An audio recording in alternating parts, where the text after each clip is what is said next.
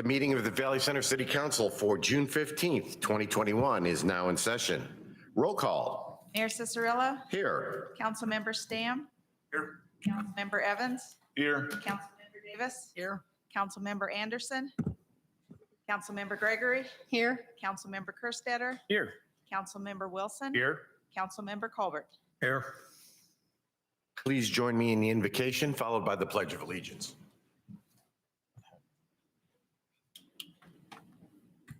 Gracious and loving God, give you thanks for blessing the city of Valley Center in so many different ways. Thank you for the meeting that we are about to start tonight on this hot summer day.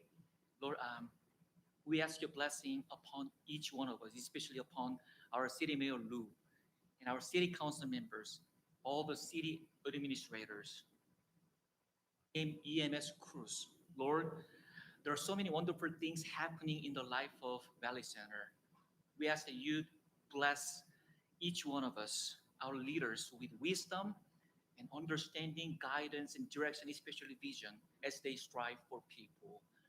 Lord, help us to engage in a great discussion tonight and bless our decision-making. This we pray in Jesus' name. Amen. Amen. I pledge allegiance to the flag of the United States of America and to the republic for which it stands, one nation under God, indivisible, with liberty and justice for all. Lower. Right there. Thank you.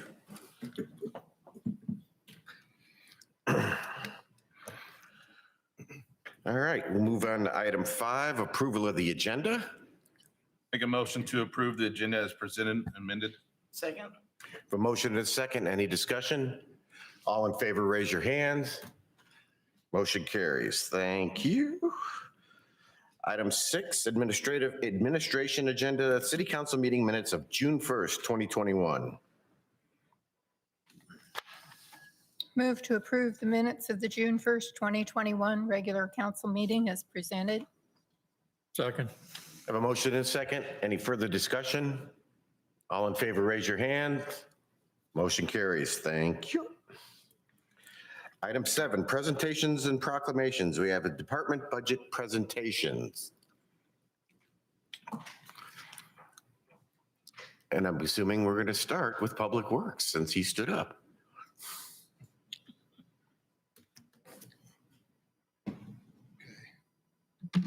Well, good evening, Mayor, members of council.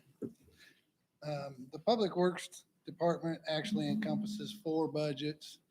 We will be discussing 3 tonight as the stormwater budget did not have any significant changes for 2022, so that was not added to this presentation. So as you can see, the City of Valley Center currently maintains almost 73 miles of road, just under 3 miles of that being unpaved. That's a pretty large task. I was surprised with that. Maintenance has generally consisted of full depth asphalt patching, curb and gutter and valley gutter replacement, along with occasional crack and pavement sealing. We're working toward a more strategic approach to utilize a system improvement line for a longer lasting repair strategy while still maintaining our curbs, valleys, and gutters.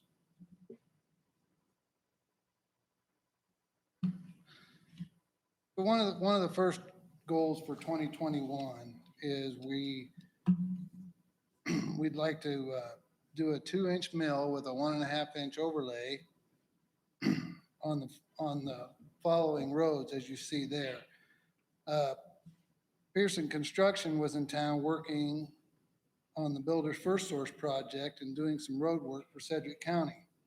Staff saw the opportunity and spoke with them and were able to take advantage of them being located in the area and secure a great deal. But with that, we will be able to do a mill and overlay on approximately 3 miles of road in town to achieve a much more aesthetically pleasing and longer lasting repair This will also replace a great deal of the original patching that I had on my list. Along with that, we have the Ford full depth replacement and cooperation with Park City and Sedgwick County. Now, this cooperative effort is going to go from the floodway all the way to the interstate, including a roundabout at Broadway intersection. Along with that, we were able to secure a realignment of the Seneca exchange so we can align those two streets to make a much safer intersection.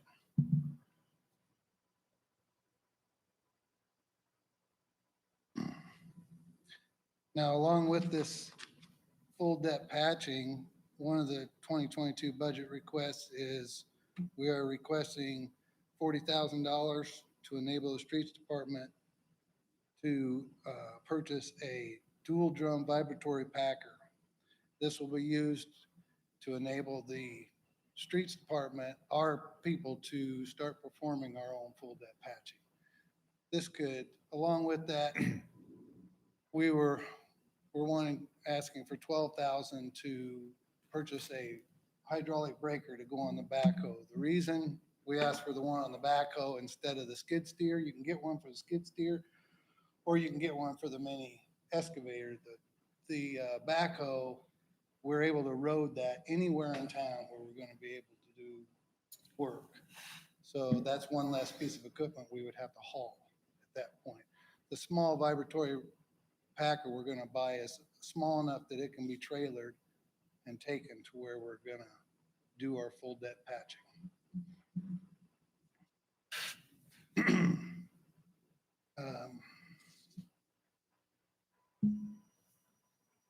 Along with the patching, we're requesting,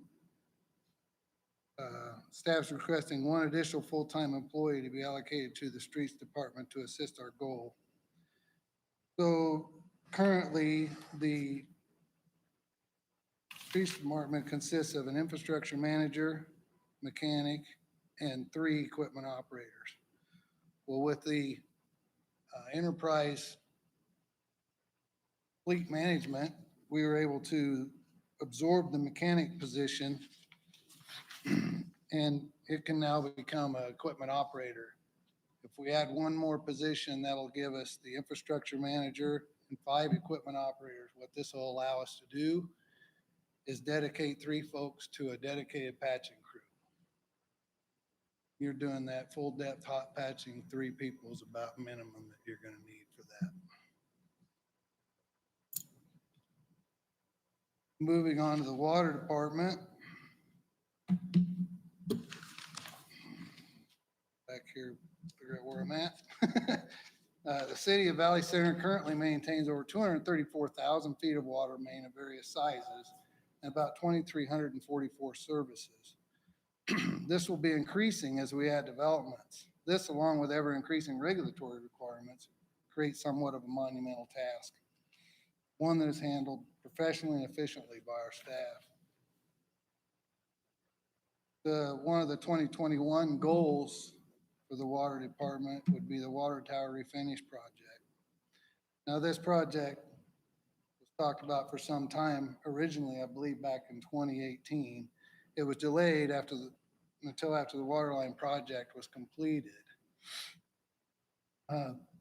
to ensure that we didn't have water line breaks in some of the old water mains, as our pressures will have to be maintained not only by Wichita's feed, but through pumps.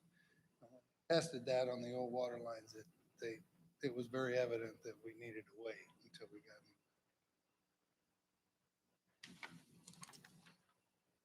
them. One of our 2022 budget requests for the water department would be to increase the well maintenance line item to $30,000. As we are researching constructing our own water treatment plant, our 3 raw water wells running at optimum performance will become even more critical. In order to maintain high performance, they need to be cleaned and maintained on a regular basis. We already know that well 10 has a history of mineral buildup causing pump performance to decrease. And so we're proposing it to be looked at every year. Wells 11 and 12 are relatively new, and we have not had a chance to ascertain what the level of buildup that we're gonna have on those. So we're proposing have them be looked at every other 2 years. So you would be 1 year well 10 and 11, next year well 10 and well 12, having them looked at. Now, this price we received, it includes pulling the pump from the well. Now, we're also gonna do pipe modifications on the well, so that will not be required every single time. They'll come, they'll evaluate, they may be able to clean that well through these pipe modifications and not have to pull the pump every single time. So sometimes it may not be that high.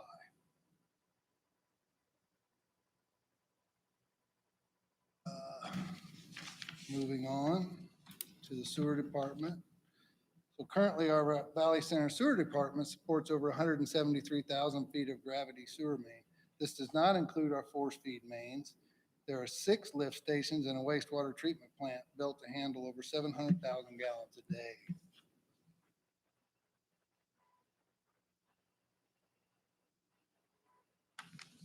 Our 2021 goal for the sewer department, you did approve the purchase of a Colby lift station standby generator.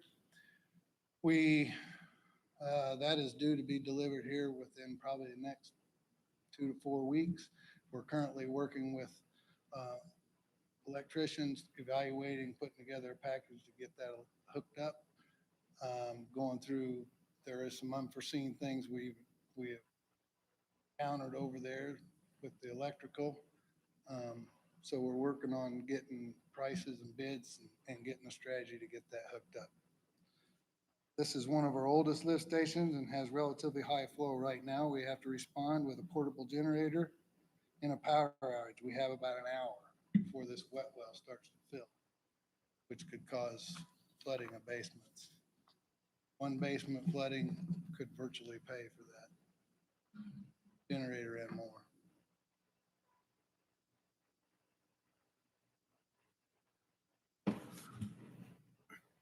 Councilmember Wilson. On the vibrating packer, that cost, did that include a trailer, or Rodney, do you guys have a trailer, or is there still going to be another cost for a line item for a trailer?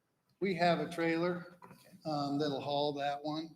We secured about 4 unofficial quotes on different brands. The 40,000 is the highest quote we received, so we've received some lower quotes on those. Once again, if this is approved when we go to purchase, we will put this out for bid. The one that I pictured there, dry weight is about 2,800 pounds. So we have a trailer we haul our skid steer around on, so it'll more than handle that. Any special training or certification in order to run that machine No, for the road sir. staff? Okay, perfect. Councilmember, excuse me, Councilmember Evans.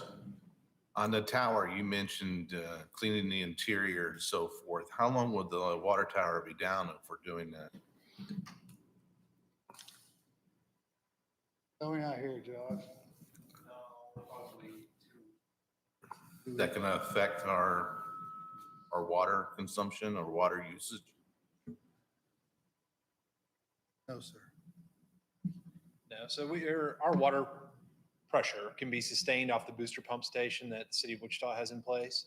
So the key to timing the water tower work is just in low water demand periods, as well as low risk of fire. I mean, your water tower is your buffer on your system. It goes back to the need to replace some of those older lines. When you switch to operating solely off the booster pump station, you get what's called a water hammer effect. So that pump is kicking in and reacting. And as water moves through the pipe, it carries energy force with it. So every bend, every deflection that you hit, you stress out the system. Luckily, we're now, well, not luckily, but due to good planning and execution, we are now in a good situation with our water system to where we can operate off the booster pump station for that 2-week period of time without a high level of concern. I mean, we'll certainly be paying attention to what we're doing. Okay, excellent. Thank you. Councilmember Stan. I applaud you on the doing the patching, doing that yourself. Something else I'd like to see in the future is maybe look at a crack sealing machine and sealing our own cracks, because that's the main start of problems, is sealing those cracks. I drive around town and see some that's pretty wide and they need taken care of. They're almost to the point where they need cut out and redone. And we are exploring different strategies on those, the big wide cracks. We're currently, our crews have been out working on those with coal patch. So blowing the sand and the dirt out, filling those with coal patch and packing them. We're researching different avenues. We're researching actually some for the small cracks. There's some crack seal material that you don't have to heat, and it supposedly works just as good. We're researching that. The crack seal machine we own right now is very, very old.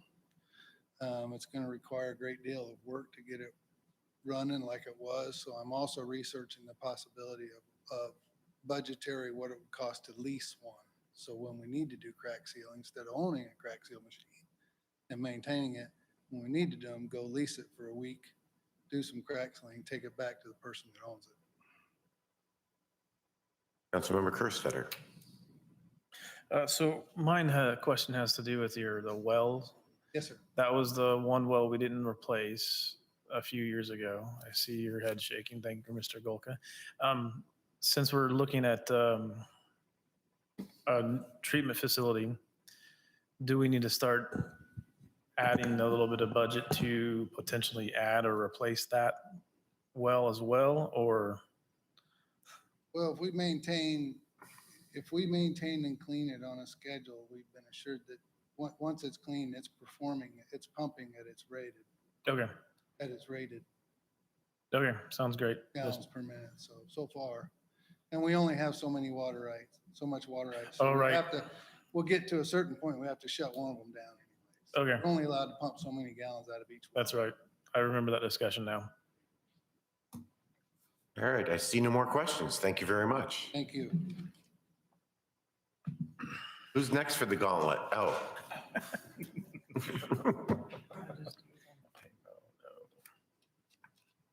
All right. Good evening, Mayor Cicerella and members of City Council. It is my honor to address you tonight and provide a brief overview of the Community Development Department's proposed budget for 2022. The department's mission statement is to promote a clean and attractive community in which residents and businesses thrive through strategic quality of place and economic development activities and initiatives. My staff and I work proactively on a daily basis to serve our clientele with the highest level of customer service. Whether it be a building or zoning permit, floodplain question, nuisance issue, or any other question or concern, we strive to ensure that the residents and businesses in Valley Center know that we care and have their best interests at heart. We continue to see growth take place in our community. Thus far in 2021, construction of nearly 15 single-family homes has started in Valley Center. Construction on several multifamily residential projects are either well underway or will begin in the coming months, and at least 3 new single-family subdivisions will break ground by the beginning to mid-2022. My office continues to receive a steady stream of inquiries and applications regarding the city's housing incentive program. Bill Andrews, our code enforcement officer and building inspector, will be completing 2 of the 4 required commercial building inspector certifications this year, and the other 2 in 2022. As you know, Bill acquired all of his residential building inspector certifications, and we began completing all residential building project inspections in January of 2020. Construction continues to expand, and by conducting all residential building inspections in-house, thus far in 2021, we have been able to retain approximately $12,000 that would otherwise have been transferred to Sedgwick County. The continual increase in residential and commercial developments will not only add to the assessed value of our community, but also lead to further population growth and the need to ensure that we continue to provide exceptional services across the board. With the forthcoming passage of the city's new strategic plan, city departments will once again align our fiscal policy to focus on outcome-based budgeting centered on the goals outlined in the new plan. Another aspect of the 2022 budget and subsequent years will be the creation of new key performance measurements. The implementation of new performance measures will ensure that we continue to look for ways to improve our services to the community and become more efficient with the resources we have in our possession. Daily, department staff members will work on projects that are directly connected to the goals put forth in the new strategic plan. The first budget highlight tonight is Main Street. The requested funding amount is $10,000, and this aligns with Main Street revitalization being a critical area of focus for the community. The city will continue to work with Main Street Valley Center and other community organizations to further revitalize our historic downtown. Significant progress has been made in our downtown with the addition of new businesses and events, along with physical improvements made to the existing historic buildings found in the downtown corridor. Earlier this year, Main Street Valley Center was designated as an affiliate-level community with the Kansas Main Street program. Among other benefits, as an affiliate-level community with the among other benefits, this designation allows the organization to receive and participate in various trainings with the state.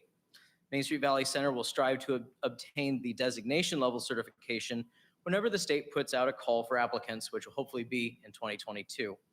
During 2020, Main Street Valley Center created the Commercial Business Relief Grant Program to provide direct aid to businesses throughout Valley Center. This program provided significant economic relief to 26 local businesses. The second area I'd like to highlight this evening is the Economic Development Resources Fund. The requested funding amount for 2022 is $20,000. In order to encourage additional development, resources need to be devoted to the continued marketing of the community, identifying and supporting incentives for growth, and collaborating with other organizations. Historically, money from this fund has also been utilized by City Council to financially assist the annual Fall Festival event organized by the Chamber of Commerce, and provide donations to organizations such as our local PBS station, KPTS, and the Valley Center Mud Daubers baseball team. In closing, I would like to thank each one of you for your continued support. It has been a pleasure working with the council for these past 5.5 years, and I look forward to many more years of positive collaboration and growth. At this time, I stand ready to answer any questions you may have regarding the department and the proposed 2022 budget. Thank you.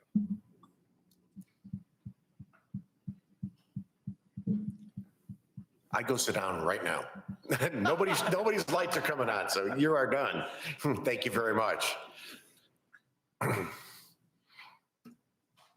right, who else do we have? Is that it? Great. So then we'll move on. Thank you. Move on to the public forum. One thing I want to note about the public forum, as you may or may not know, the emergency declaration has been not extended to the state. Therefore, all of the extra rules that were granted to us against the to allow us to have remote meetings of that nature have also been removed. So therefore, in the past, I've asked for if there was any exterior comments to the public forum area that we need to deal with. We are no longer really accepting.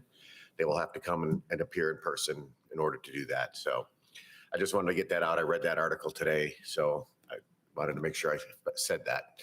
All right, so with that in mind, this is the time that we open up the meeting to anybody here from the public that would like to speak on an item that is not on the agenda.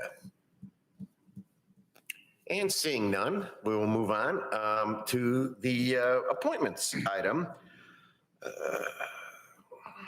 Get caught up here. EquusBed's Groundwater Management District Number 2 appointment. Boy, that's a mouthful. Tell me. Basically, what this is a voting representative for the EquusBed's Groundwater Management District 2 for their yearly meeting. We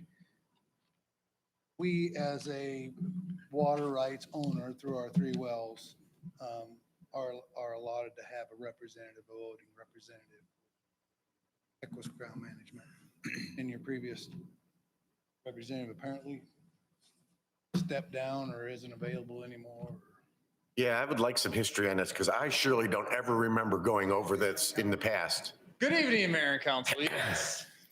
And so this was brought to our attention through actually the EquusBed Groundwater Management District Number 2, as we actually have not had a designated voting authorization from the Mayor and Council in the past. They don't have any to record, according to them. And so there's some changes that will be coming down, of course, with additional funding, not only from the state of Kansas, but also through the feds.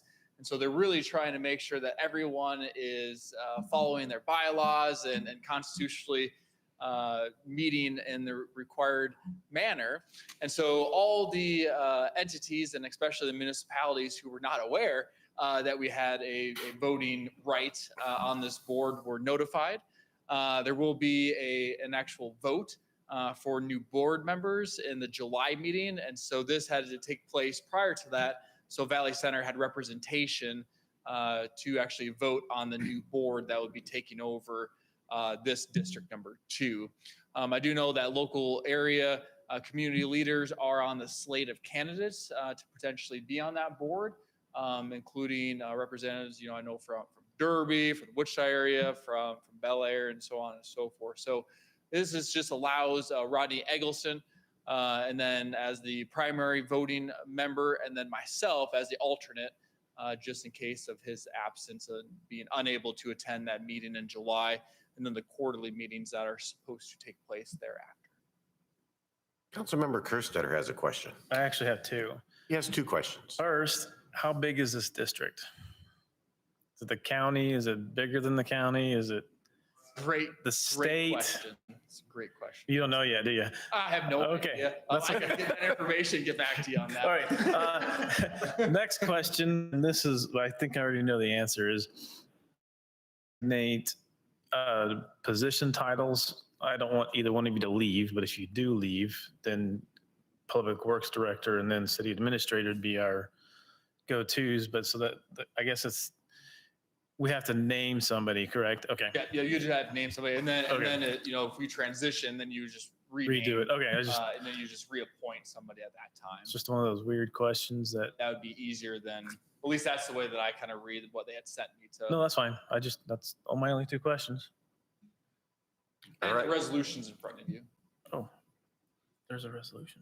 Okay. There's resolutions or an agreement. No, is it in there? No. Oh, okay. Then it's just a motion to approve. So moved.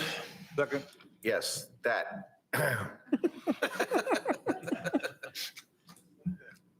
You don't have to read we're good with that. But I didn't see a resolution either, so. Thanks. Does it need to be a resolution?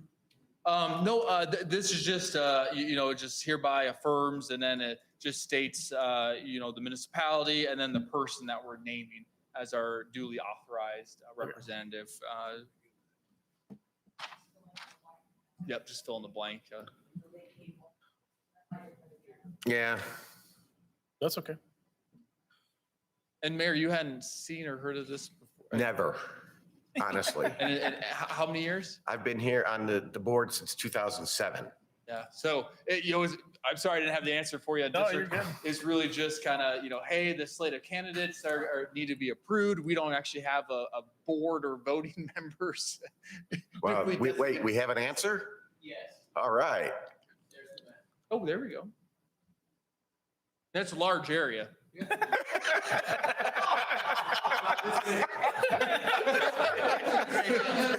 I say, all right. So it's huge. So it includes all the way up from McPherson, Mound Ridge, Hutchinson, Bueller. Pretty Perry. Pretty Perry. Yeah. First meeting. Yep.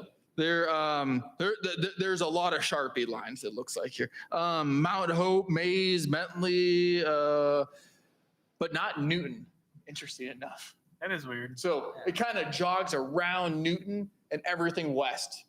Okay. So it skips Harvey County? No. No, Oh, there's I guess it doesn't. It just skips Newton. Yeah, it's Yeah, just- Halstead's in there. So, yeah, So- it goes, that's a bunch of counties. So, all right. So since we do have, water rights and with a lot of the changes and proposals that are coming down from the feds and the state, that's why we really need to make sure that we have representation. So when we go to actually building our water treatment plant, that we have a seat at the table, so to speak, and understand exactly what's happening. All right. Well, we have a motion and a second to approve Rodney Eggleston as a primary and Brent Clark as the alternate to this board. So if there's no further discussion, all in favor, raise your hand. Motion carries. Thank you very much. And thank you for straightening that out. That's very interesting. It's amazing these little things you find out. So, Tag, you're it. all right, we are going to skip right along here. As soon as I get caught up.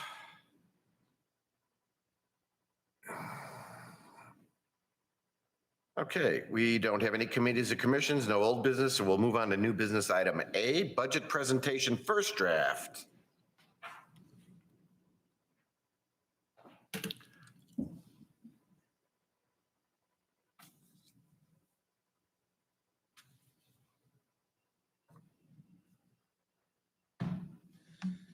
Good evening. Wow. Good evening, Mayor and Council. Guess it's my turn. Need some water? I just chugged a whole bottle. I'm good. Here. So by show of hands, how many people have visited the City Valley Center finance page today on the website? Right. That's a lot more than I thought. So we're going to start off there. Just want to touch on a couple of things real quick that me and the team have been working on. So if you notice on the finance and admin page, man, Photoshop does wonders for you, I'll tell you. There's two new items on the left side here. There's a VC interactive budget and then a capital improvement program and dashboard. So we're going to start here with the interactive budget.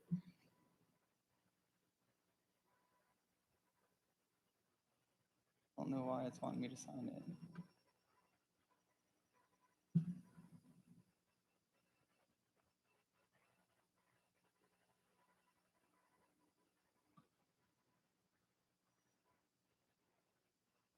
So with this interactive budget, Matt and I went through and we pulled back data all the way from 2015 until now, including the 2021 budget and 2021 year-to-date numbers.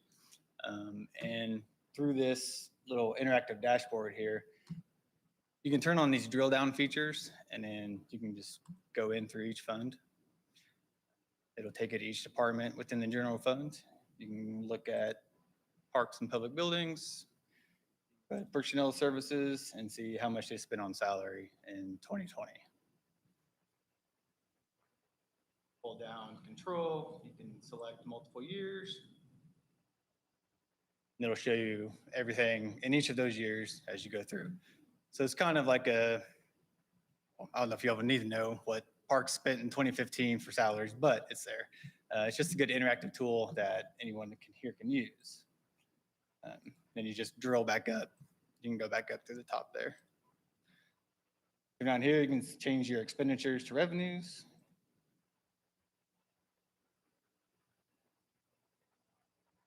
And just kind of do the same thing. Drill in through the revenues. You want to check out taxes for the previous budgets. It takes it down to the line item level, ad valorem, motor vehicle, all the taxes we get on a yearly basis, just kind of as a reference point. And then as we do our quarterly financial updates, this will update all these dashboards. So every quarter, instead of reading 8 pages of material, we can just get on here and just demonstrate where we're at every time.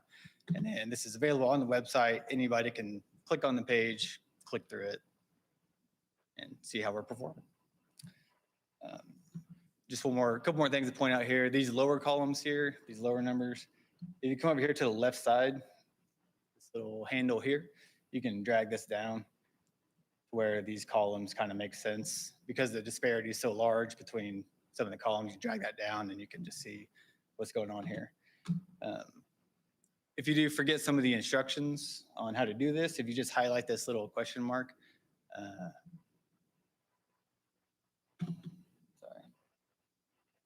I created a GIF and I made it a video. And if you just hold your mouse there, it'll show you exactly what you need to push.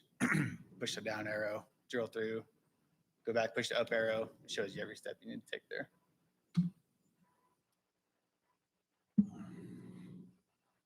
And then also at the very bottom here, it shows our debt, current debt capacity, debt schedule from where we're at now all the way through maturity. Just as a quick snapshot, every bond issuance we currently have outstanding, on the top there, and the bottom section is our principal plus interest payments on a yearly basis. So trying to get to more of a performance measure standpoint where we can create these snapshots on the website where we can log in at any point in time and say, hey, this is how we're doing. We don't got to print off reports, put them in the agendas, 20 pages of numbers. No one wants to read that. I like sharp, quick visuals, tell you exactly where we're at. Also with our, as you know, I really enjoy our capital improvement programs here. So we created one other one that we get to go through. As we introduced last year, the virtual tour here, that was the Google Maps. You just click through the projects, it highlights, flies through the city, all that cool stuff. Now over here, we have our current projects at the top and our completed projects right below that. So any point in time, you want to know where we're at on Ford Street, floodway to Broadway, you click that and then this pulls up. Okay. Hopefully that's a good head shake you got there. So this shows the project name, our total It's budget. blowing me away. I'm sorry, folks. I've been doing this since 2007, and the one thing that has always bothered me is that we don't use technology at its finest, and we are now. And I want to jump up and down and yell Yahoo or something. So I'm just sitting here just baffled that it's actually happening. So that's anybody's wondering why my facial expressions are going on. That's why. This is great. This is absolutely great. Go ahead. Well, it's real exciting. I love doing this kind of stuff. But so once again, here's just a snapshot. It shows our starting date, our ending date, our city expenses by type, our construction, design, admin, inspection fees, how the entire project is funded. This one, 40% city. If you highlight it, it actually shows the number there, the city portion, and 60% from KDOT because of that great KDOT grant we got. In this little box here, it shows our actual to budget numbers. As those actual numbers reach those budget numbers and possibly exceed them, those dots will change colors. They'll go from green to yellow to red. The more over budget we get, so we know, hey, let's revisit this, let's look at it, let's see what's going on. Get right back onto it. The gauge below is just where we're at as a percentage of our total allocated budget for that project. Over here, you just get a map. See where it's at if you want to interact with that. Any questions on those? Is your question related to this? Councilmember Kerstetter first. How are these numbers updated? Do you have to manually enter them or is it pulled from a different program? That's actually pretty cool. So whenever we enter those invoices into our system, I just type 5 numbers over here in this little sheet and then just automatically uploads. So this CIP dashboard and the other dashboard that you showed us already, same kind of concept? Yep. So whenever we run that quarterly report, we just export those numbers into our Excel sheet. The table automatically updates and it's all automatic. It's Nice. pretty That's efficient use of time for 2 different, yeah, good. Councilmember, You'll like this point the best. So normally these programs can be anywhere from, I don't know, $5,000 to $10,000 on an annual basis. Oh, more than that. Yeah. This costs us $9.99 a month for this program. So we just got to put in some work behind it. Councilmember Wilson had a question or I'm comment. just going to piggyback with the mayor. This is phenomenal. Being a banker, being a numbers guy, seeing us use technology like this, Barry and Matt, this is phenomenal. We need to put you up for some type of an award or something, or put this in front of other people, that other cities that can see this. This is Oh, phenomenal. don't do that because then they'll take them. Well, no, It was already done. but no, it is phenomenal. Phenomenal. One thing I am trying to figure out though is it gets even better. So this map here on the dashboard version of this program, once we figure out how to get it, or they allow it to be published up to the Power BI service, and then we can perform it that way. With this map, you can actually turn on a satellite view. And if you click these little car buttons here, it'll give you real-time traffic updates. So when our projects are happening, oh, it gets better, don't worry. We'll have these real-time traffic updates in the palm of your hand, literally, because I've shifted this to where when you open it on your phone, it'll pop up in this view here and it'll be right there. And you can send a push notification. And push notification on the app to let you know, to check it out. Outstanding. Nice. So that's the exciting part of the presentation. Now it gets kind of boring.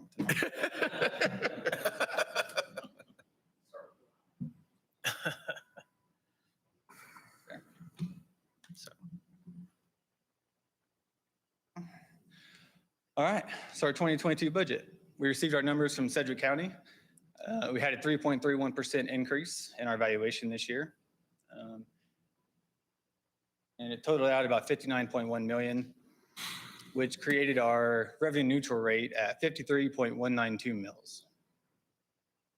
When we received our actual numbers last year in November, our mill rate ended up totaling out at 55.012 and a total property tax amount billed at just over 3.1 million. And this is just the remainder of that evaluation sheet that they send us. After approval of the TIF district this year, next year, when those improvements start taking place, that bottom section down there will be populated, showing the newly added assessed valuation to that TIF district. And then we'll take that into account when we're running these calculations. So I know when we did this presentation last time, it was kind of confusing there, but hopefully it makes a little more sense now that we have our actual numbers and we can kind of run through it. The example, very thorough. So our total property tax billed in 21 was 3.1 million. We take our estimated valuation we just received, and then we divide those numbers. So we take our estimated valuation divided by our property taxes billed, and that gives you 0.53192 times that by 1,000 to express it in mils, which makes that revenue neutral rate 53.192, which that becomes our base. For this presentation this year, we're proposing to move forward as though we're levying the same mill rate, just so we can go through the process and go through every step, make sure we feel real comfortable with it. And then we can have more time to make decisions as we go along. Since now, if we go ahead and move forward with the revenue neutral rate hearing, the budget isn't actually due until October 1st, rather than August 25th. So after that calculation, each mill becomes $59,195.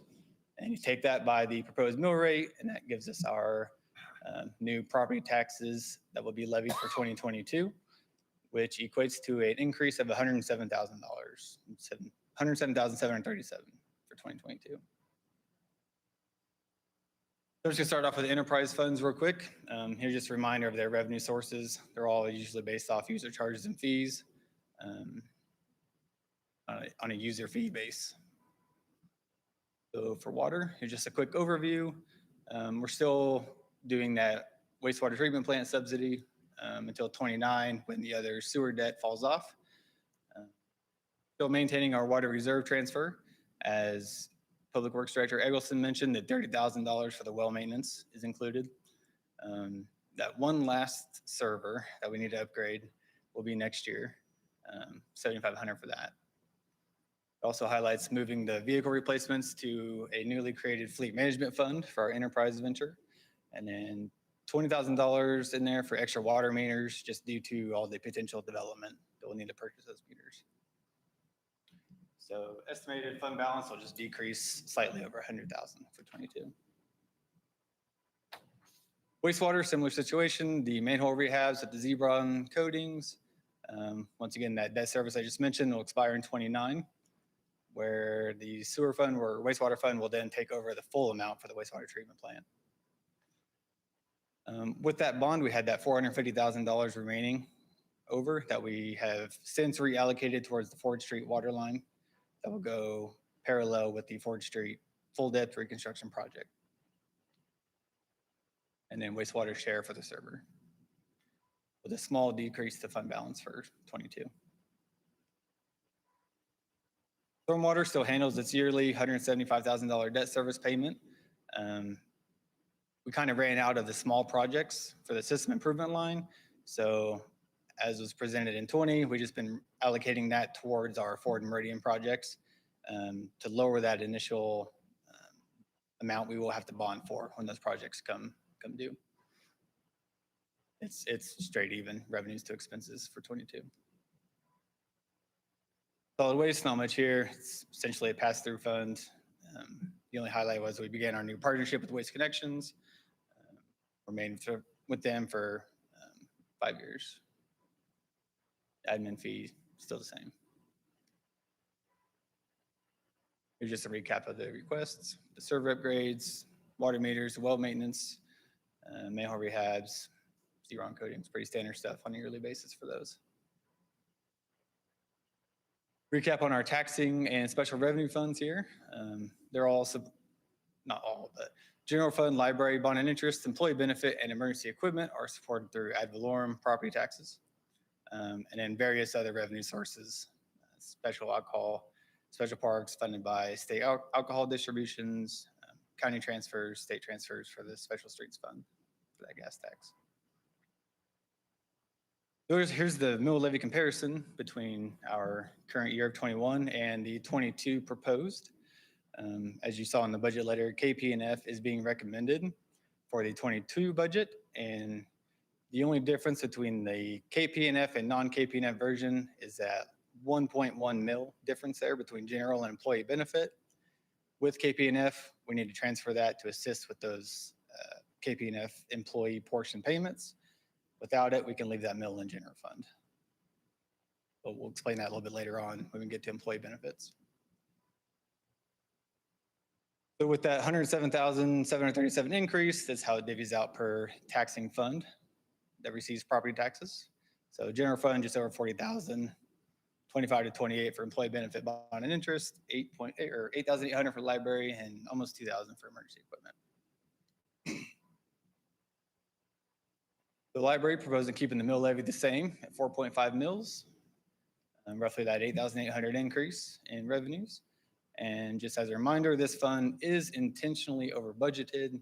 That way, if we do end up collecting more, we still have the authority to pass it straight through to the library.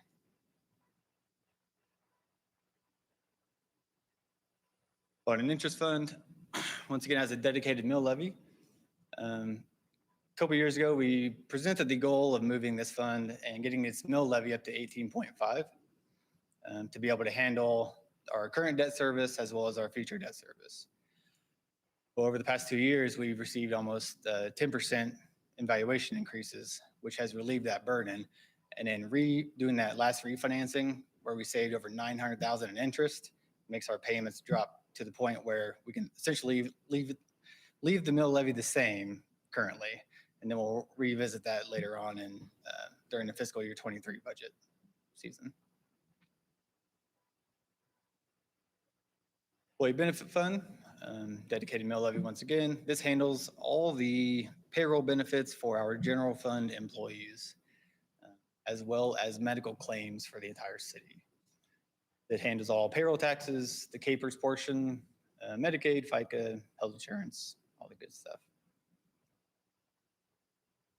These expenses are usually over budgeted just to the volatility of healthcare.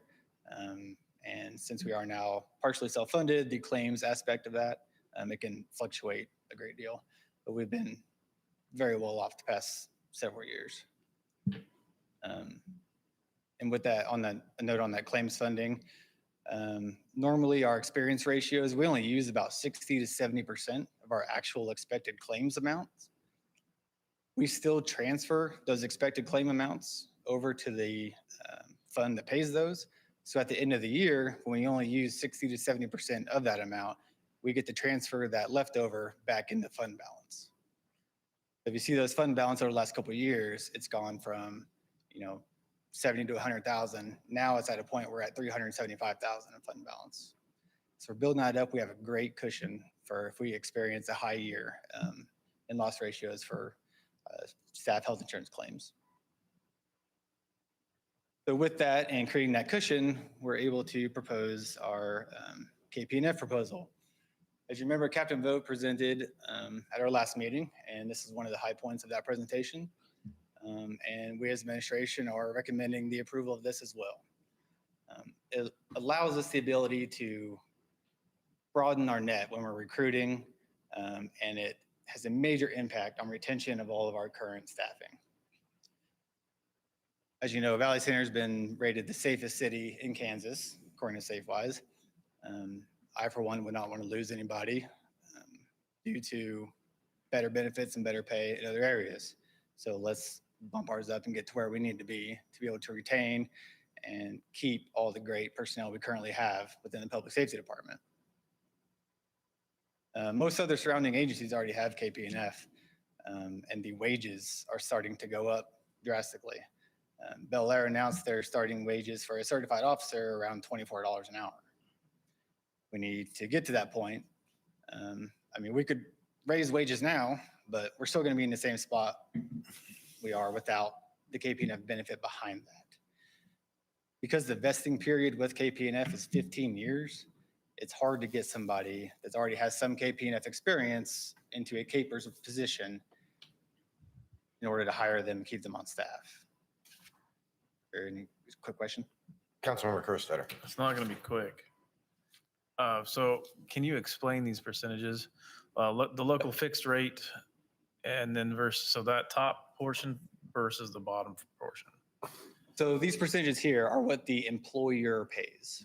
So 8.6 is what we would pay. Right. And then how much would the employee contribute?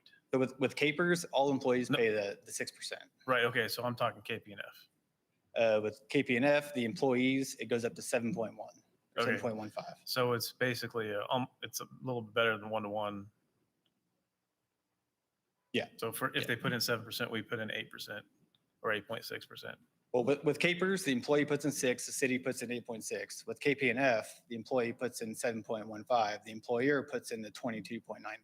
That's what the bottom one is. That's what Okay. the bottom was, yeah. So they're separate Okay. umbrellas under the CAPERS family, Okay.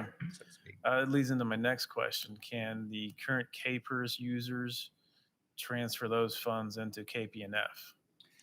Yes, so several years ago, you had to basically buy your service back, and that's why it was so expensive. Well, they recently changed those to where we can just start January 1, fresh off. So any current employees with 15 plus years of service, that still counts, and they'll technically be vested in KPNF from day one. So I guess my question is, it'd be like somebody going to a different employer, rolling over their 401k into something else. Can they take their CAPERS money and put it into KPNF? Essentially, yes, but Okay. when the benefits calculated, their years of service under CAPERS will be calculated at one rate, and then their KPNF rate is an additional almost 1% Okay. to the benefit. I So the like the- benefit just goes up. So I like the idea. I just want to make sure we're protecting our people is all. Oh, yeah, this, I'm not saying that you're not. I just want to ask the questions. I'll show you that here on this next slide. Okay. Well, the one after this. So kind of just talked about this. All CAPERS accrued service time will count towards the new KPNF vesting requirement. Any current personnel with over 15 years will be automatically vested. Same thing if they have 5 years, that service time will still count. They only need to work an additional 10 under KPNF to get that vesting requirement met. All benefit calculations will increase. So currently under CAPERS, if you're CAPERS 1 or 2, you use a 1.75 or 1.85% multiplier. Everything under KPNF is a 2.5% multiplier. So when all said and done, you can end up with 90% of your annual salary as a benefit for life on an annual basis with KPNF. So this slide here, there's a lot of information, but I went through and did some estimates based off a CAPERS 3 service and compared that to the KPNF. So this shows a lot of information, but we'll just block all that out. And this is really what we need to focus on. So anytime we hire a brand new employee, they're automatically enrolled in CAPERS 3. CAPERS 1 and 2, you can't buy into those systems anymore. Those are done. So CAPERS 3, if you were to retire when you were 60 with 30 years of service at a $40,000 average salary, you'd get an annual benefit of $8,526.09 or a monthly benefit of $710. KPNF same salary, 50 years old, 25 years of service, your monthly benefit is $2,083. KPNF max benefit at $40,000 salary is $2,500 a month. Also, you can take a 50% lump sum for $150,000 the day you retires and still get $1,250 a month on KPNF system. It's by far the best retirement system Kansas really has to offer for any of its public employees, and it's very well deserved based on their job descriptions and duties they perform on a day in, day out basis. The hurdle has just always been that buyback in service, but now we have the opportunity to just start fresh. And it will increase our employer contributions about $120,000 a year. And that's going to be in perpetuity, forever. Once you're in, you're in. But I think that benefit is well worth the cost on our end to take care of our public safety employees. Any questions on that? I know there's a lot of information. I kind of spelled out in the letter as well, but if there's any other quick questions on that, I'll be glad to answer them. Councilmember Kerstetter. I'm just glad to see we're going in the right direction on that. So good job again. Thank you. All right, we'll move on to special streets and highway. As you recall, when we were in the midst of COVID, the state revised their gas tax estimates for 21. They dropped them dramatically. We had to use those numbers when we budgeted for 21. Those were eventually revised back up to normal levels once the stay-at-home orders got canceled and the demand shot right back up. So those numbers have evened out. They're at the same levels for 2022. So one thing I was looking through and noticed as I was putting together some streets info was, once again, the CIP plan is looking pretty exciting over the next, 10 to 15 years. And part of that is because in 2017, we completed 93rd Street, full depth concrete reconstruction. That thing is going to last 25 years easy. Just finished 5th Street from the floodway to Broadway in 2019. Meridian down to Ford, finish that in 16, 17, concrete once again, gonna last a very long time. Just mill and overlaid Sheridan from Main to 5th last year. Meridian Main to 5th is scheduled for 2023, full depth reconstruction, another 20, 25-year lifespan. Same with South Meridian, 69th, all the way to Ford Street. As well as Ford Street from the floodway to Broadway. These are all brand new streets. Streets cost a lot of money. They take up a lot of our CIP, but this gives us a lot of breathing room over the next 5, 10, 15 years to get some of those extra projects in there, like our public facilities, our parks, our anything else that's on that CIP list, the cemetery improvements, everything else. Seneca is now included into the TIF district. So if that project is approved, that whole section of road will be a full depth reconstruction as well. Meridian from 5th to city limits, we just approved with our Pearson agreement to be mill and overlaid this year. Same with 5th from Meridian to Sheridan out that way. As well as the third piece of that was Main Street from Redbud, I think it's Redbud, down to Birch. So all that really leaves us is this little section of Main Street here. Little section of 5th Street. I don't know when that first section was completed. It was a while ago, but 2005. So we need to look at that one again. And a little bit of 69 down below and the north section of Seneca there. So looking at those smaller red areas compared to everything that we've been able to complete over the last 5 years, makes things real exciting moving forward. When we get to issue, all those newer projects coming up. So in with that and all these new streets and the mill and overlays and being able to stay up on that maintenance on those, as Public Works Director Eggleston mentioned, we want to add that extra FTE. We're able to do this by switching that mechanic position over to an equipment operator. And these savings we will realize from moving patching in-house will basically create a net effect on that extra position. I know Director Eggleston has mentioned in the past, the patching prices can be anywhere from $100 to $150 a ton. As soon as we don't have to pay a contractor to do that. I mean, that's only going to cost us $50 to $100 a ton. So it saves us 50% just on our material costs alone. And we're still paying our current streets employees as our contractors are patching. So why not merge them in-house? As mentioned earlier, we have the asphalt breaker and the vibratory roller, as well as a small transfer to fleet management to kick off that for all their new vehicle replacements in the future. Emergency Equipment Fund has always been a dedicated mill levy of 1 mil. Now, once again, with our enterprise agreement, we're able to free up some of that funding to move more towards equipment to create more efficiencies within our public safety department. So with that, we still have $10,000 for capital outlay for other various items, but in 22, we're also requesting the Brazos e-ticket system. As you know, with all those new enterprise vehicles, they all have Wi-Fi built in. We are currently moving Encode to the cloud, which should be done by June 25th. That means each police vehicle is now a mobile office. Everything should be handled by the time those lights go off.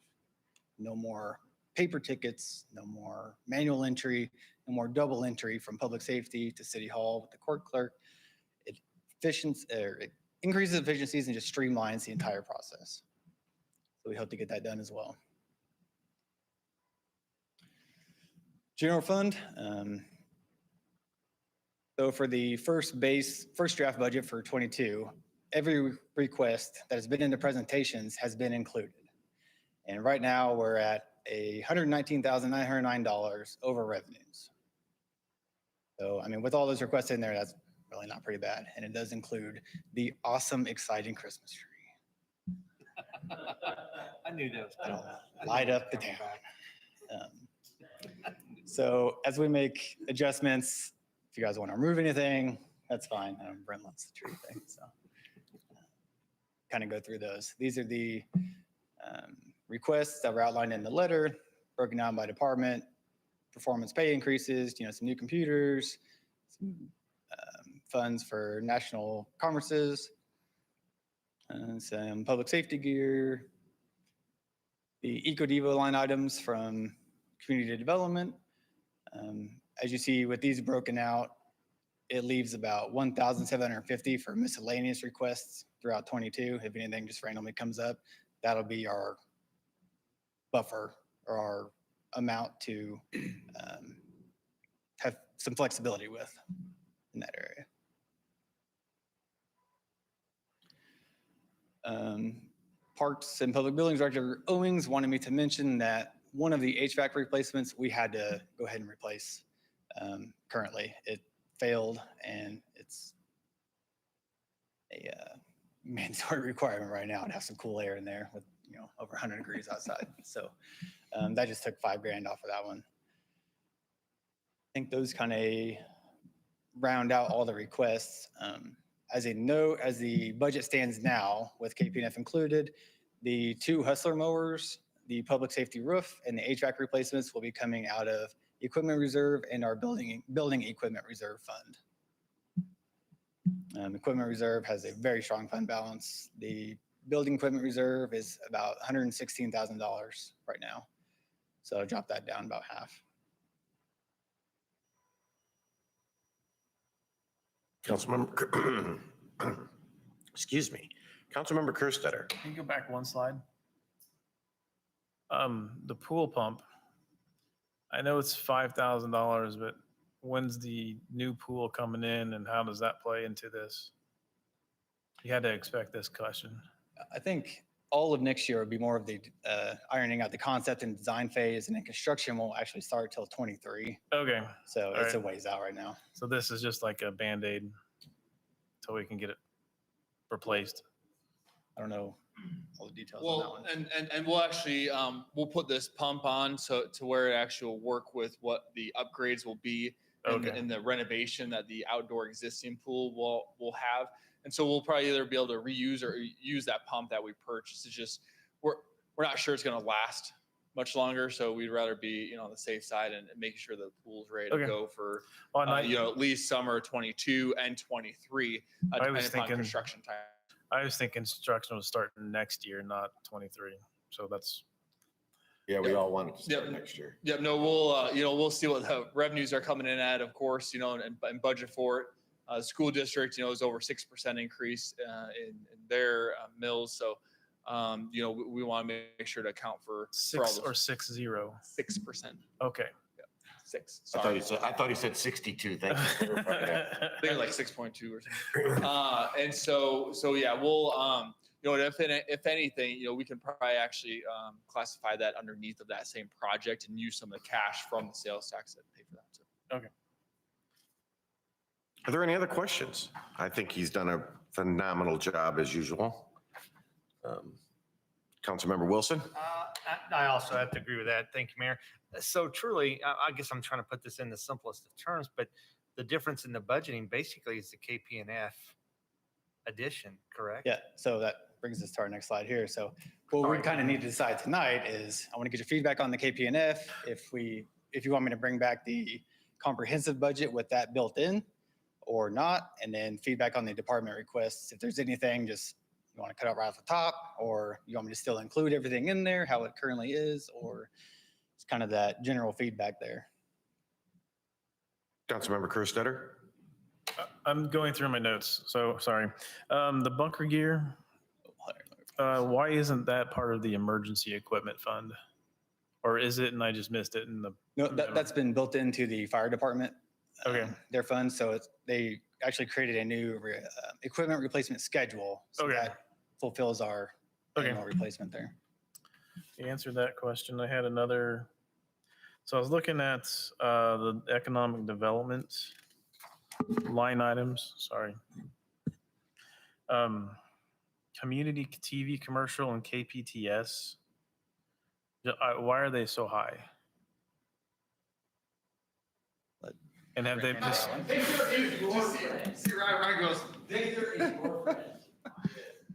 Well, the reason, we had, of course, part of the Kansas, PBS Kansas, whichever one it is. It actually does include in that dollar amount a television commercial. However, that one can only be used for PBS and during PBS, and it may be a little bit different type of final product than what we're looking for when it comes to an actual community commercial. With all the residential subdivisions and everything we have coming up for Valley Center, I think we might want to set a separate contract to hire a company. Usually it's about $3,500 to come in and shoot a 30-second commercial. That's more something that we can take and then we can bring to all the different TV stations. We can put down Hulu, on Netflix, all the app, streaming services, and then also that script can be used then to help incentivize and encourage people to move to Valley Center while we, have all the 430 some lots that will be coming online. So that's kind of a separate component. And then the PBS is for really the sponsorship of what they do. They do a lot of the Positively Kansas segments that have featured Valley Center. They're a great community partner with us. And so to help support them, since they receive hardly anything from the state. how much have we been giving them in the past? This past year has been the most we've given. I believe it was 5,000 even. Okay. And then Historically, we've given the 3,750. okay, the 3,500 for the TV commercial. Yes. Okay, after explaining, I like the idea. However, the subdivision marketing, why can't those just be in the same line item?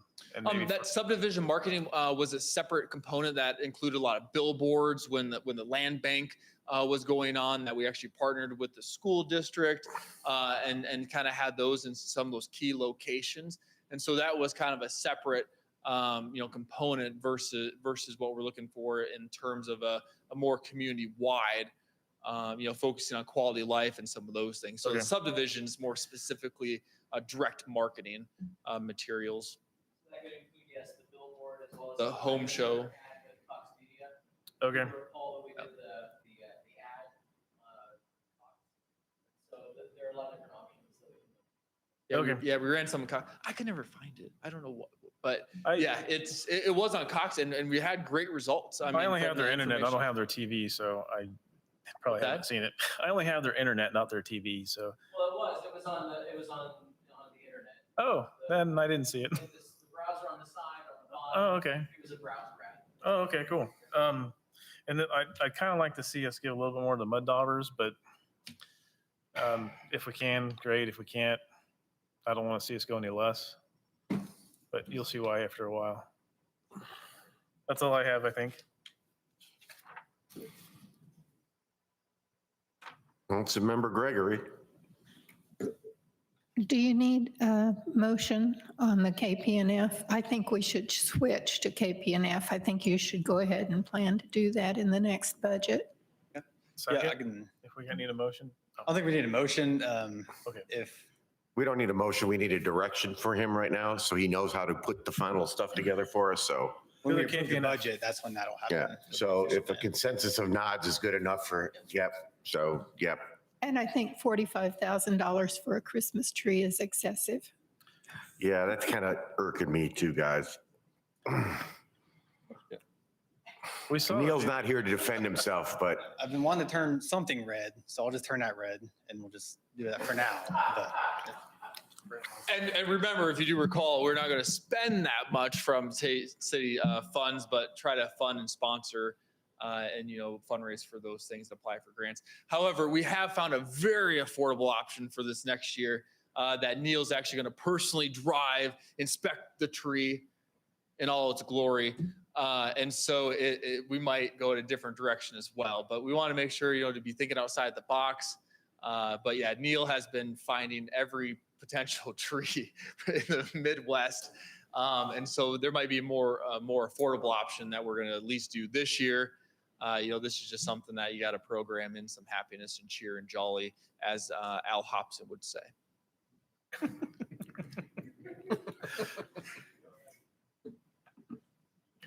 yeah, when you do budgets, you got wants and needs. And in my opinion, that falls under a want, not a need, so. I agree. And out of everything that's on here, that's the only thing that I see that falls into that category. So, Hey, can we get a copy of this? Just whether it's printed or not, it's nice to see it all like that and not in a memo form. broken out. Sure.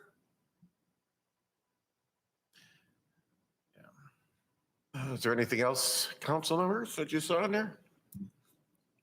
You can always just mention it once he sends it out too, if there's any Yeah. questions. So just a quick overview, and also some feedback on the revenue neutral rate. If we want to go ahead and propose levying the 55.012, that way we can send out notification to Sedgwick County and just go through that process this year. Some feedback on that as well, because that kind of determines our next steps at that point. I just want to be very clear. This is to maintain our current mill levy, even though the dollar amount went up. Right. Okay. That's all I wanted to make sure I understood. It's just capturing that increase in valuation. Right. Yep. Which would be equivalent to the inflation, or what's that called? It's a three-letter. The CPI, CPI. Yeah. I almost said CIP. I'm like, that's not right. it CPI. averaged about 2.5 to 3% over the past couple of years, so. Okay. All right, well, that's the case, and I'll bring back the comprehensive budget on July 6th with our state forms and everything filled out, ready to go. Present those.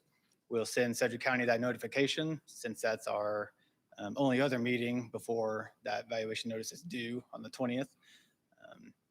Send that to them, then we'll follow the publication requirements and have our hearing on September 7th.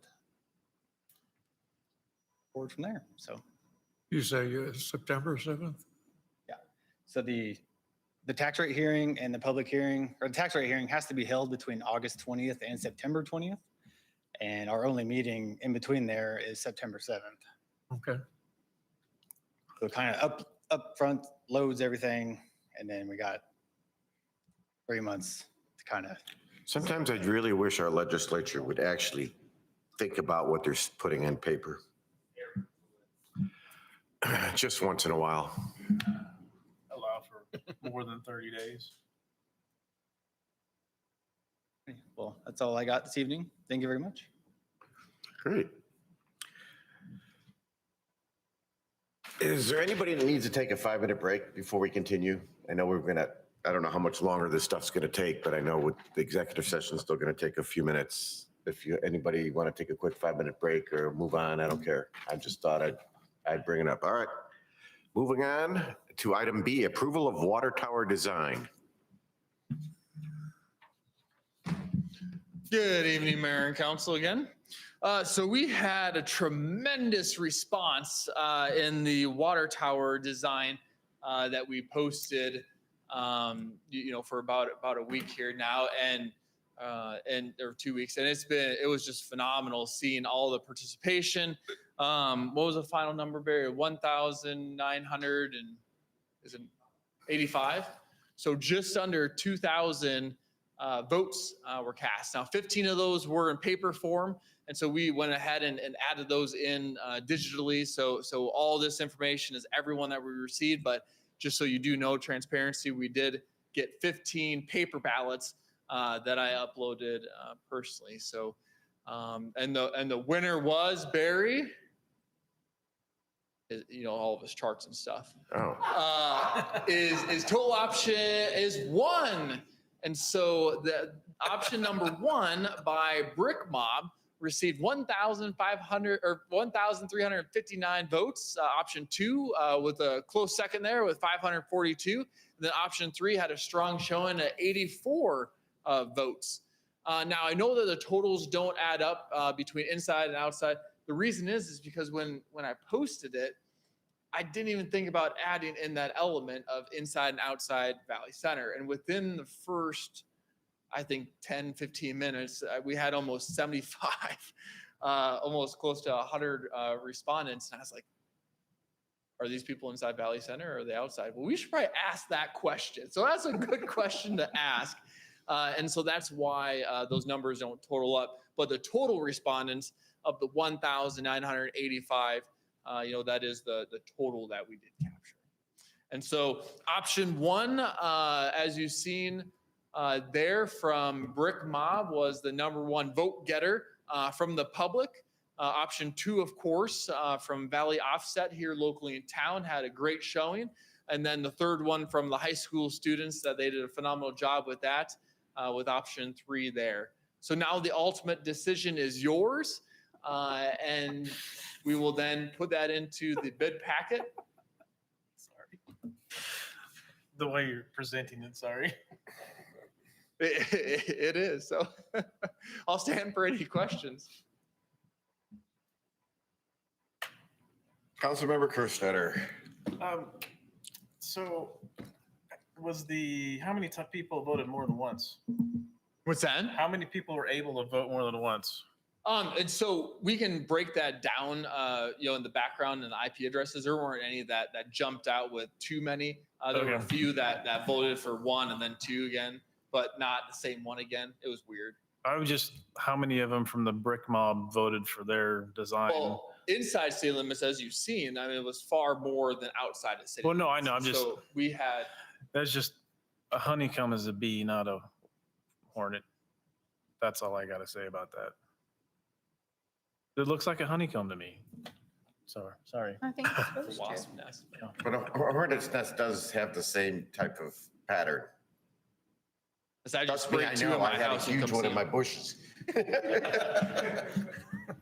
Councilmember Wilson had a question. This created quite a buzz, pun intended. But And that will be the last time I ever call on him. I'm here all week. It created a buzz in Wichita. I believe it or not, I had several people that work for me that are not from this area, even as far south as Derby, and they actually got online and voted. Not by me pushing it. They just said, hey, what's up with the water tower design in Valley Center? So it reached out to quite a wide variety of people, not just within the city. So good job on the social media piece of it. And the ones that did put on social media options, I didn't cast those votes. They could click the link and easily vote. I was going to sit there and go through all the different shares and get into that. So if anybody voted that way, it didn't count because it clearly stated, click the link. So.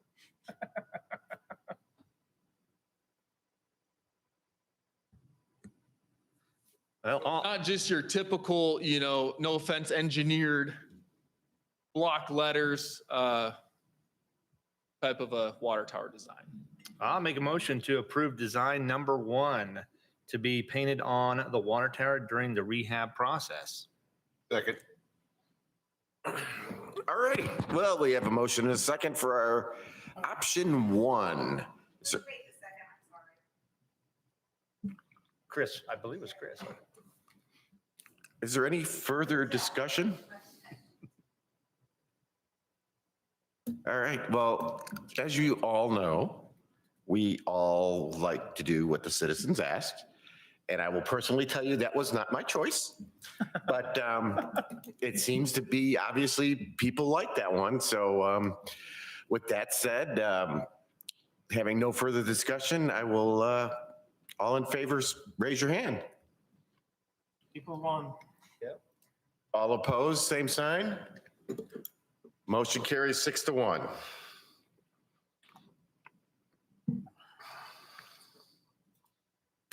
All right, moving on to the ARPA funding agreement, item C. Good evening, Mayor and Council, once again. This item here, with the recent ARPA funding announcement, Valley Center is going to be allocated just over 1.1 million in ARPA funds. I think it's 1,111,258.09, but who's counting? So with that grant comes these assurances from the U.S. Department of Treasury. Just make sure we comply with all the Civil Rights Acts. We don't discriminate. We offer limited English proficiency services to anybody that comes in requesting assistance and services, things like that. So this will basically designate myself, if you wish, to be the signer for these documents and all the documents moving forward. As we know, these things can change at a pretty rapid pace. So we try to get these things in and submitted as quickly as we can. Council have any questions? I make a motion to authorize Barry Smith to sign all documents relating to the ARPA. Second. We have a motion, a second. Any further discussion? All in favor, raise your hand. Motion carries. Nope. Blue. Opposed? Oh, I'm sorry. I take that back. I'm sorry. Okay. Was there any specific reason? Did you just not want to take the funds? You just not want to watch Barry? I mean, if it's that, I don't. I just had troubles with it, that's all. Okay, that's good enough. All right, we'll move on to item D, approval of bid for drainage improvements of South Ness. Good evening, everyone. 2 bid solicitations for your consideration this evening. The first is drainage improvements south of Ness. So if you're not familiar with the area, this is just west of Meridian, and it is a residential area kind of south of Leakers and the undeveloped 70 acres south of that. So we have a storm sewer outfall. I provided a separate handout this evening for the graphical depiction. This is the aerial, not the black and white. If you're not used to looking at construction plans, it may be a little bit difficult to tell what's going on. The blue line drains southward or to the bottom of the sheet. That is existing storm sewer. We have kind of some quickcrete bags around an open-ended pipe currently that has experienced some erosion. And so as the city is a permit holder through the Kansas Department of Health and Environment, it's our obligation to abate any erosion at our storm sewer outfalls. The recommendation and what was really solicited from contractors is a new head wall, a precast concrete structure that will help abate the erosion at the end of the outfall, as well as some rock riprap, which is just larger stone, and that serves as energy dissipation. So we had 5 plan holders on this project. Included in your packet this evening is a bid tabulation. 2 of the 5 plan holders elected to bid on the project. The other 3 indicated they were too busy or it was too small relative to their current project backlog. So the projects were very close in terms of where they came in at. We as staff have reviewed the bids and feel like the numbers are fair and are a good indication of the true cost of the work. So in terms of where the money comes from, our discussions have been Stormwater Utility Fund and the small projects reserve that we've maintained for projects like Aura Court drainage, probably 4 or 5 years ago. And then probably the better example is the storm sewer system just south of the school district building here that we did about 1.5 years ago. Same fund that we'd be paying for, and the money's available to fund this project as well. I'll stand for any questions. Council? Is there a motion? Unless you still want to take a couple minutes to look this over?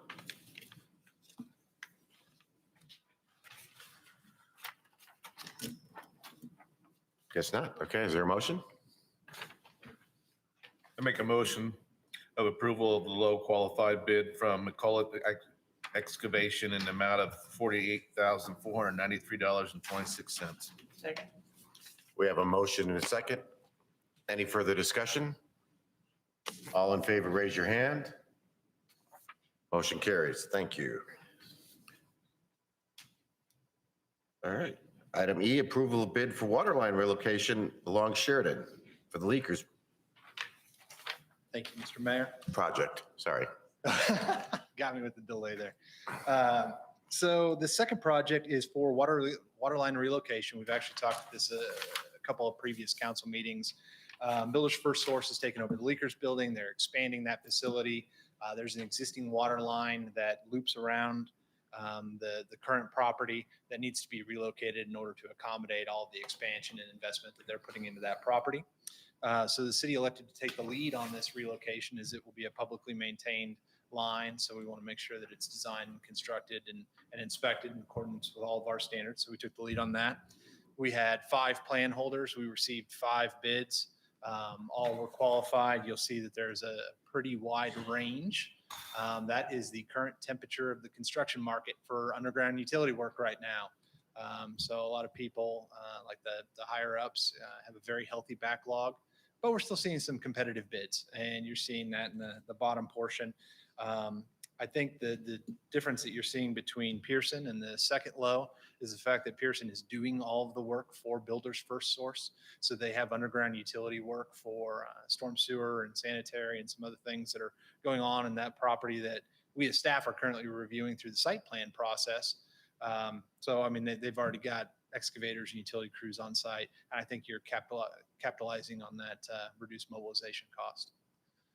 So if there are no questions, we would seek approval to award to Pearson. Otherwise, I'll answer anything you've got. Motion to approve the low qualified bid from Pearson Construction LLC in the amount of $52,848.25. Second. The motion is second. Any further discussion? All in favor, raise your hand. Motion carries. Thank you. Item F, executive session. Move for the council to recess into executive session to discuss an individual employee's performance pursuant to the non-elected personnel matter exception KSA 75-4319B1. The session will include the mayor and the council members for 10 minutes, and the open meeting will resume at 8:38. Got a motion? Do we have a second? Second. Motion and a second. All in favor, raise your hand. Motion carries. We will be back at 8:38.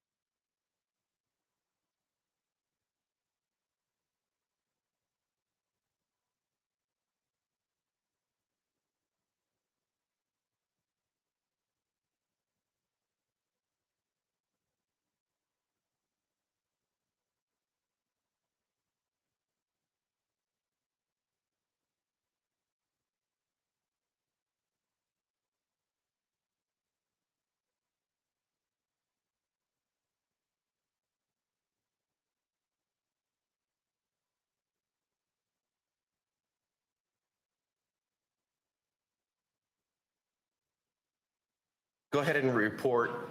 Yeah, we're back in session, so go ahead and report. The city council took no official action in the executive session. Council, there was something that has just been brought to my attention that last year we did go back in and discuss this with him, with the group. If you'd like to do that, we can do that as well. Go back into the executive session. If you want to discuss it as a group, that's fine. I thought maybe I discussed it with him, but I guess I was wrong. According to the minutes. We brought him back in. Okay, so if we want to go back into another executive session, we could include the city administrator for 5 more minutes. Sounds good. Second. Do you want to do that? Yeah, we don't have to Okay, read that. so whole thing. moved. All right. Second. And a second. Motion and a second to adjourn to back to an executive session for 5 minutes. We will return with to include the governing body and the city administrator, and we will return at 8:46. Oh, that one says 8:40 up there. I know, but I go by that one. The clock, it's got to go. We got to get rid of those old clocks.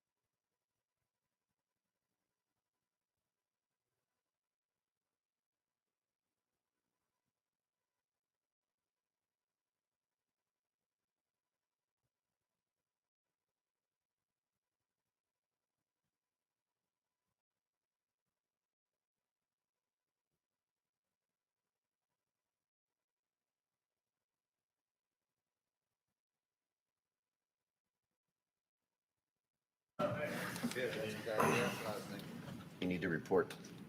Yes, we report on the executive session. No official action was taken in executive session. That's you. At this time, council, I think we need to take a 5-minute break real quick. And then we will be going back into an executive session again when we come back. So we will take a 5-minute break and reconvene at 8:40. I can't see that. It's almost, okay. So we'll say 52 because it's about 7. So we'll be take a break till 8:52. Yeah, we'll come back and then we'll go motion into the executive. Is there a problem?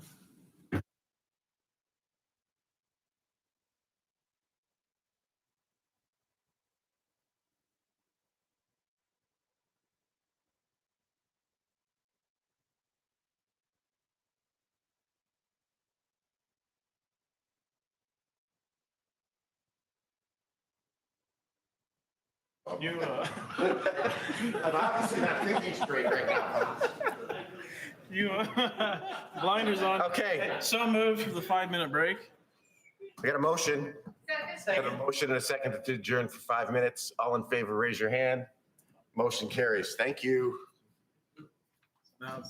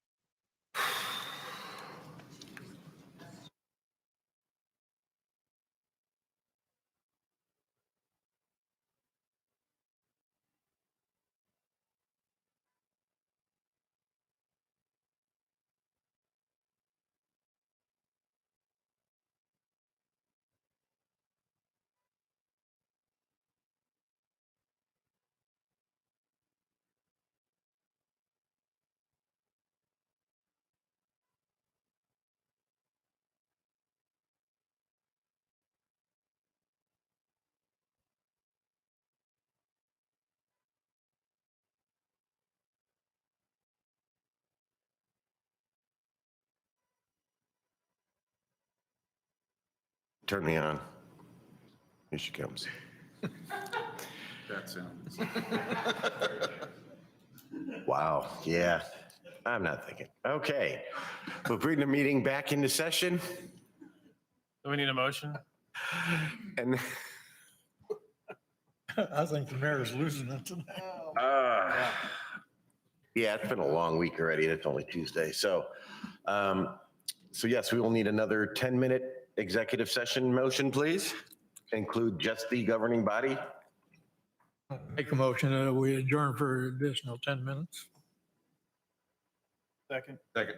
Have a motion, a second, to return back into executive session for 10 minutes. We will return at 9:02. All in favor, raise your hand. Motion carries. So it's a continuation of the previous executive sessions. I'm sorry.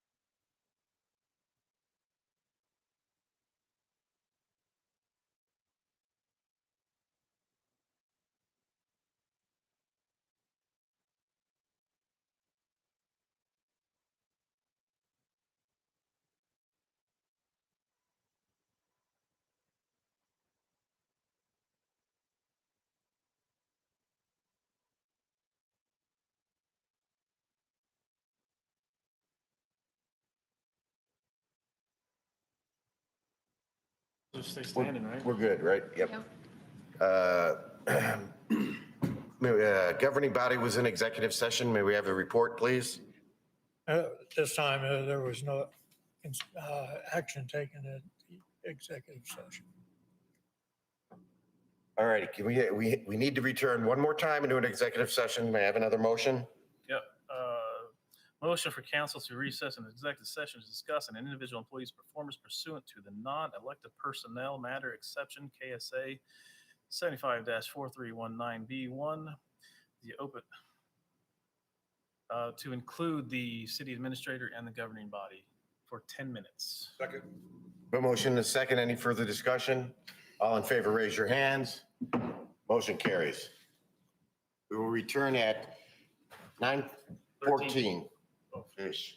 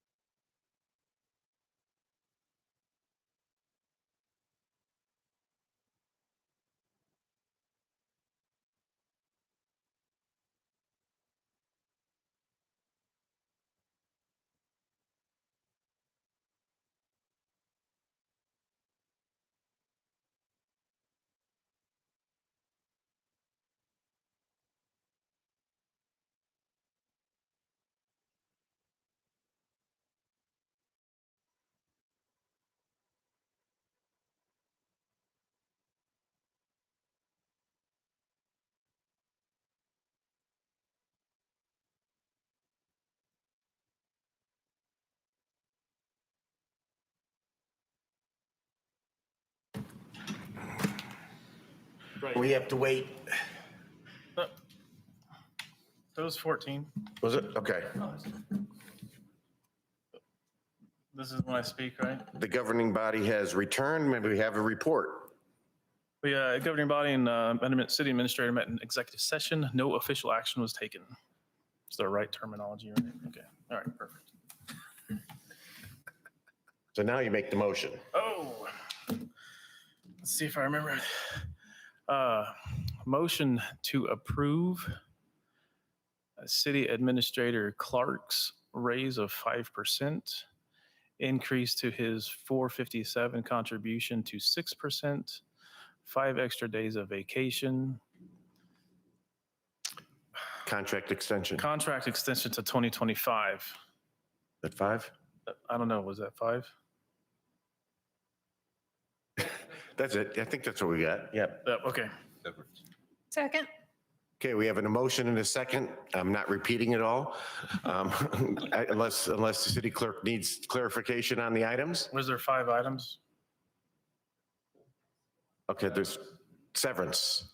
4 months of severance Yes. for For, not for cause. not for cause, 3 to 4. Raising from 3 to 4. You're right. for. Sorry.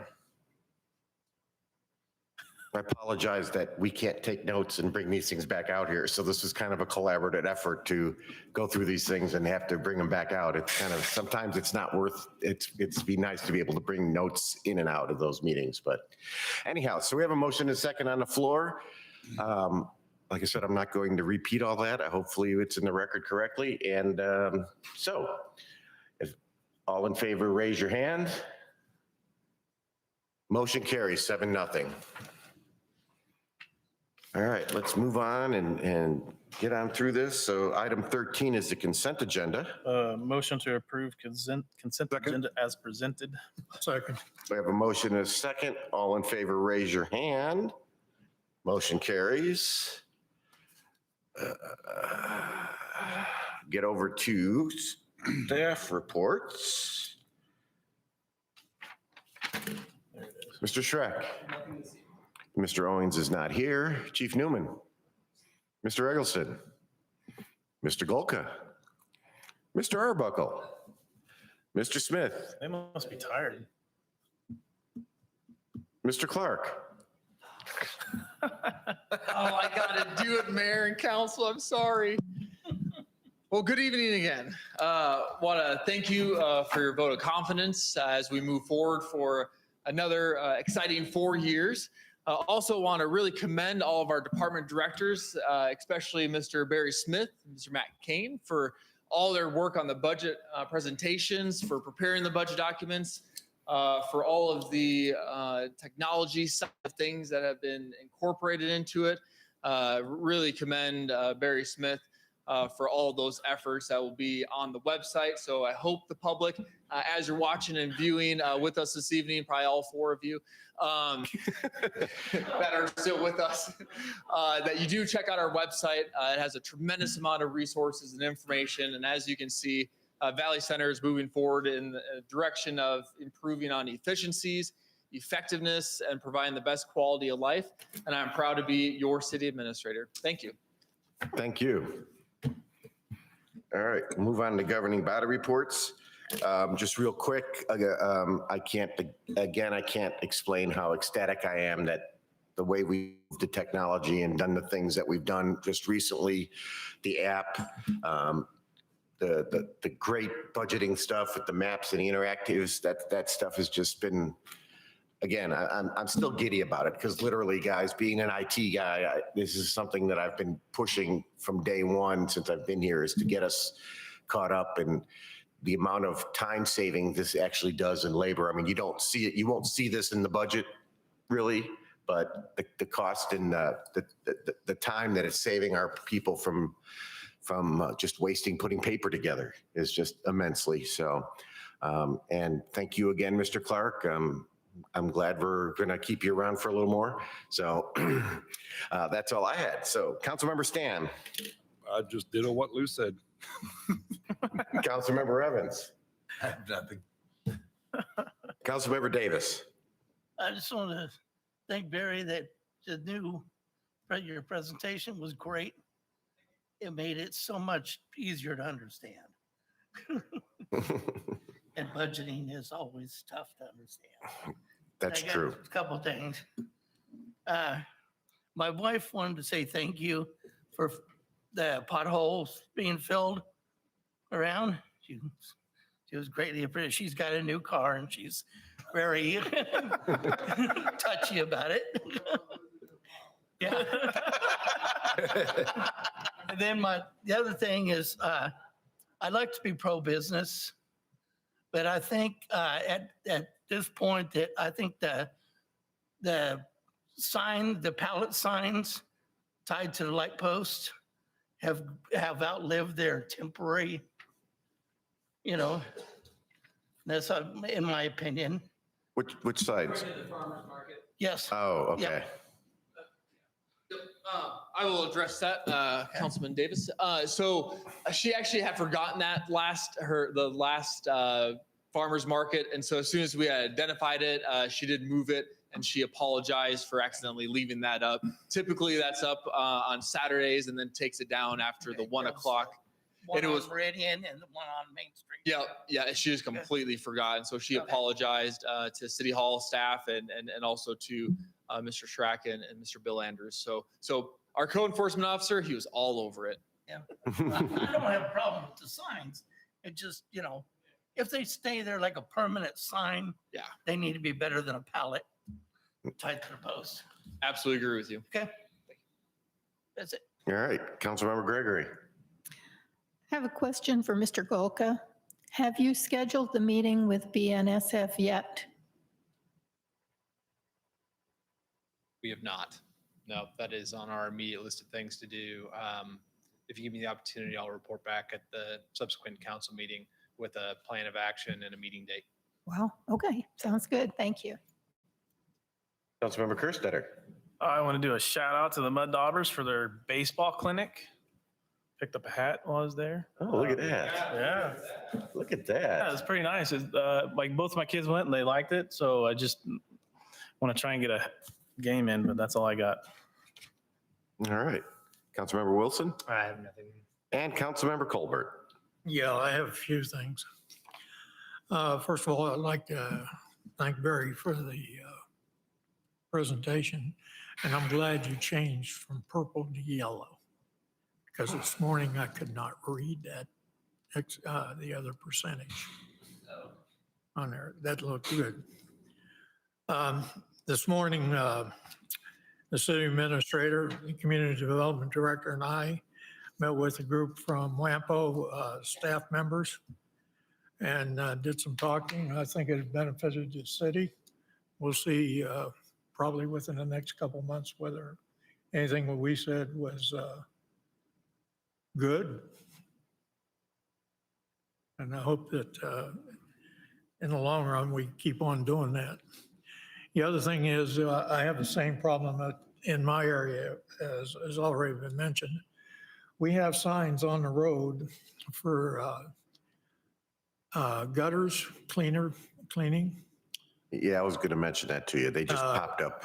Also for apartments for rent, it's been up for over a month. And a garage sale sign, and I noticed that was taken down as I was going by. So Make sure to get that to Bill. Absolutely. what's the time limits on those? 2 weeks or a week or what? So a garage sale, it's during the duration of the garage sale. Now, the advertising signs, do you know are those in the right of way or are they on someone's private property? One was in the yard of right at the corner. Okay. So it's really technical which side he's on. The guttering sign is, there's one on Goff and Meridian, and it is Yeah, in the Goff- right of way. Golf is also. It's right by the stop sign. Yeah, if it's in the right of way, those need to be removed. Now, if someone has work done on their home and, after the work is done, they want to advertise and they make that agreement, they can post those signs as long as they're out at the right of way on private property. There's no time limit on those. So let's say like the guttering company would have been on private property and not on the right of way, then those can stay up as long as it's on private property. Yeah. Oh, okay, good. I definitely share that with our code enforcement officer to make sure that we get those removed. Okay. And the other thing I got was in reference to Chief. What is your policy as far as recommending accommodation for one of your patrolmen?